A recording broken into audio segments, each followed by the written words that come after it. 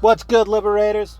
Fingers here, Dx2 Demon Review. Let's go with the blue flame.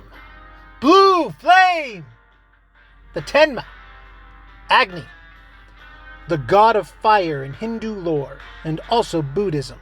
One of the most important gods depicted in the Rig Veda, the collection of Vedic Sanskrit hymns originating in ancient India. He is the embodiment of fire, said to carry offerings to the gods through smoke, give testimony, and even become the witness to weddings. So he is everyone's best man. He is the intermediary between the realm of the gods and the human worlds, much like myself. As for the stats, before that, I love this design. It is a doggone shame that this wonderful blue mummy ghost fire is relegated to being a 4-star demon. He will be 5-star in my heart, and this is a 6-star design right there. That just looks amazing. Absolutely amazing.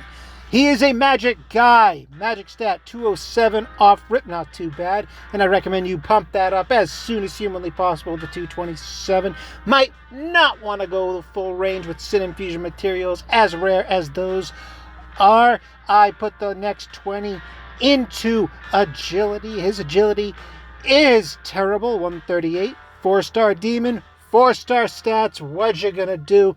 Last 10 fell into luck for reasons lost to time. He drains fire, naturally weak to ice. I can see it. Nulls light. Okay, that's not going to help anyone, anywhere, at any time, but it's there. Skills, the transferable. A basic fire boost, thematically appropriate, 15% to fire damage. So, okay, off rip, he starts off with a little perk to that flame. First skill, Ragion, mid-tier fire sweep skill with the power of 100. Does not have a fire pierce built into him, so be aware of that. This is not a PvP guide, but he does take heart because he does excel in other areas, mostly because of his unique skill. Ignite activates the following chain effect at the beginning of every own second turn. Fire magic damage, power of 120 on all enemies, and reduces the defense of all enemies by 20%, making him an absolute rock star in Fire Demopocalypse and for farming those Fire Altar Worlds, which I recommend you stick him on both of those teams if you're running them, because he is fan-freaking-tastic, because these elemental attacks that also have a buff or a debuff are rare enough to make them amazing when you see them, especially when you've got things like Altar World and Demopocalypse where you're stuck to a single element. So when you see the fire skill that can do that, you see the ice skill that can buff and attack, those are the best demons you're going to get for those gameplay modes. So seek them out, nurture them, love them, respect them, and they shall respect you in return. But be aware, this only pops off on his second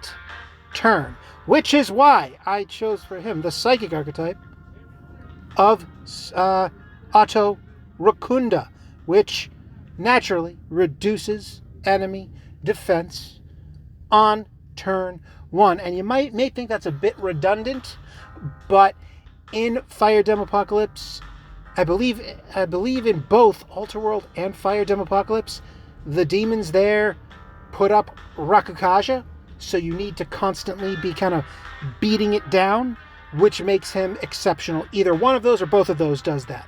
For the Fire Altar World or the Fire Demopocalypse, the mobs will put up Rakukaja, so having him on board to knock away that Rakukaja makes life much easier. It's instrumental in racking up that Fire Demopocalypse score. So I would highly recommend this for all y'all out there looking to improve your Demopocalypse score or make that Fire Altar World farming just a little quicker, a little less painful. As for the transferable skills, I believe I gotcha'd him with Maragidine, a bit redundant but since I use him for both Fire Demopocalypse and for farming Fire Altar World, I had to have this on board. Stronger version of Miragion, but still it will hit harder than me putting, well, perhaps not Fire Amp. That might even out the damage, but I don't have a spare Fire Amp for him. And putting something like Back Attack on there, which only increases the damage by 10%, you're better off having this top tier Miragidyne skill over Miragion and leveling it up. And that's worked out well for me. And you can use Miragidyne H here if you're only using him for Demopocalypse, but you're going to run into issues if you're farming Altar World, because the increased MP cost means that even with Divine Brands, he can't double tap with this, which is unique. When you're farming any Altar World, your demon needs to be able to use his sweep skill twice in order to maximize your efficiency and whatnot. And for the other transferable, Serial Killer plus 10%, 2 attacks that target all random enemies, boosts up the power of Miragidyne. He's already got Fire Boost naturally, so I can't slot that in there. Back Attack, Serial Killer, Merciless Blow, anything that increases his damage when attacking with fire and or weak points. The only reason I don't have Fire Ramp or Fire Enhancement on him is because those are all on my Boss Wave demons, and I'm not made out of Fire Enhancement skills that are super rare. And I want him. I wish I had him. If I did, I'd put him on him. But I don't, so I makes do. And this is what I got. And he still works quite well for that. As for brands, spell brands for Demopocalypse, Divine Brands if you are rocking him out in Fire Altar World. Although, if you're only using Miragion for him in Altar World, it only costs 6 MP. So you can go full spell brands there. That can still pop off twice. You'll still have enough MP. But if you're running Miragidyne, he won't have enough MP, and you need the Divine Brands so he can Miragidyne twice. So, work accordingly. For the panels, panel 1 plus 5% to fire damage, which, okay, just thank you, 5%. Hey, a percentage is a percentage. We'll take it, pile on where we can. Panel 2 minus 25% to fire damage received, making him even more effective when you're farming Fire Altar World. The more you resist incoming damage, the faster your overbreak gauge builds up. So these elemental reduction panels were basically built for Altar World farming in that regard. And for panel 3, if you can manage to find, I don't know, 10 or 12 of these things in the gacha, gains Fire Pierce. Ooh. Although it's Fire Pierce in a weakened state, damage dealt to this skill is reduced by 30% if the enemy nulls, repels, or drains. So you'll only be hitting at 70%. Not ideal, which is why even with this, I wouldn't take him into PvP. I mean, you could do worse. I mean, you can make him kind of functional in that. I wouldn't recommend it, though. There are far better options at your disposal. But still, Altar World Demopocalypse, he is an absolute rock star. And before we wrap this up, let's check out these other archetypes. Can't quite recall what they are off the top of my head, but that's why we're going to go in deep. We're going to see what's good for the Origami archetype. Hellfire. Random fire spell 2 to 4 times. Power of 55. I am not a huge fan of random hit skills. They're only truly effective when you're acting on a single target, and even then, if they only hit for their lowest value, yeah, it's just pass. Less randomness in your life. There's enough random RNG in the game as it is. Anything you can do to minimize that, you'd best to do it. The Protector archetype, Fog Breath, reduces attack and evasion and accuracy of all enemies by 20%. Something to consider, as his Ignite on turn 2 will reduce defense. This will give him the full Debilitate, attack, evasion, accuracy, and defense. Of course, the defense coming in turn 2. But still, a fun little thing to think about. I personally take a pass on this for what I use him for.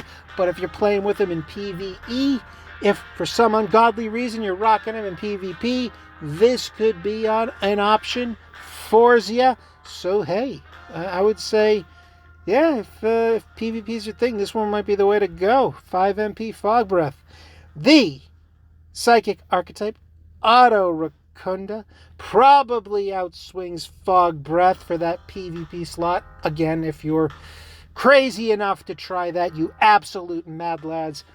But absolutely essential for Fire Ultraworld, Demopocalypse, can't be beat.